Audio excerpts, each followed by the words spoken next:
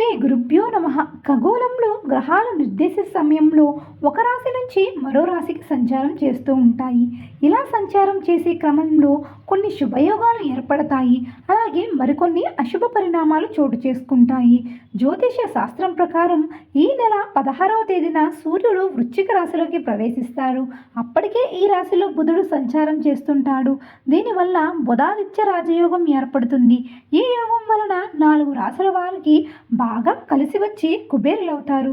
మరి ఆ రాశులు ఏంటి ఇప్పుడు చూద్దాం. మొదటిగా వృశ్చిక రాశి. ఈ రాశి వారికి ఆర్థికంగా చాలా బాగుంటుంది. ఆదాయం పెరగడంతో పాటు అదనపు ఆదాయానికి మార్గాలు తోడవుతాయి. కొంతకాలం నుంచి వేధిస్తున్న సమస్యలన్నీ పరిష్కారం అవుతాయి. ఈ సమయంలో ఈ రాశి వారికి అదృష్టం అధికంగా ఉంటుంది. ఏ పని తలపెట్టినా సులువుగా పూర్తి చేస్తారు. సమాజంలో మంచి పేరును సంపాదించుకుంటారు. పనిచేసే చోట కూడా అంతే పేరు వస్తుంది. తదుపరి తులారాశి వారు. ఉద్యోగస్తులకు వారు పనిచేసే చోటపై అధికారుల నుంచి మద్దతు లభించడంతో పాటు తోటి ఉద్యోగుల నుంచి కూడా ప్రశంసలు దక్కుతాయి. కొన్ని మార్గాల ద్వారా వీరికి డబ్బులు వస్తాయి. కుటుంబ సభ్యుల మధ్య సంతోషం వెల్లివిరుస్తుంది. ఈ సమయం మొత్తం ఈ రాశి వారికి ఎంతో శుభప్రదంగా ఉంటుంది. వెనుతిరిగి చూసే అవకాశం రాదు. ఇక తదుపరి మకర రాశి. వీరికి ఆరోగ్యం చాలా బాగుంటుంది. వ్యాపారస్తులకు ఆదాయం పెరుగుతుంది. వీరు చేసే పనులన్నీ విజయం సాధిస్తాయి. ఉద్యోగస్తులకు ఇప్పటి వరకు పెండింగ్లో ఉన్న ప్రమోషన్స్ ఇప్పుడు వస్తాయి. అనారోగ్య సమస్యలు తగ్గిపోతాయి. శ్రమకు తగిన ఫలితాన్ని పొందుతారు.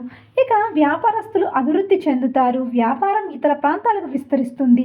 కుటుంబంలో ఉండే చిన్న చిన్న మనస్పర్ధలన్నీ ఈ సమయంలో పరిష్కారం అవుతాయి. భూమికి సంబంధించిన వివాదాలు కూడా సులువుగా ఈ సమయంలోనే పరిష్కారం అవ్వడానికి అవకాశం ఉంది. వ్యాపారంలో పెట్టుబడి పెట్టాలనుకుంటున్న వారికి ఇది మంచి సమయం అని చెప్పవచ్చు. సో ఫ్రెండ్స్, చూసారుగా మరి ఈ బుధాదిత్య యోగం వలన ఏ రాశుల వారు ధనలక్ష్మి యోగాన్ని పొందగలుగుతున్నారు. ఇలాంటి మరిన్ని ఆధ్యాత్మిక విషయాల కోసం మన ఛానల్ని సబ్స్క్రైబ్ చేసుకుని చూస్తూనే ఉండండి. Thanks for watching.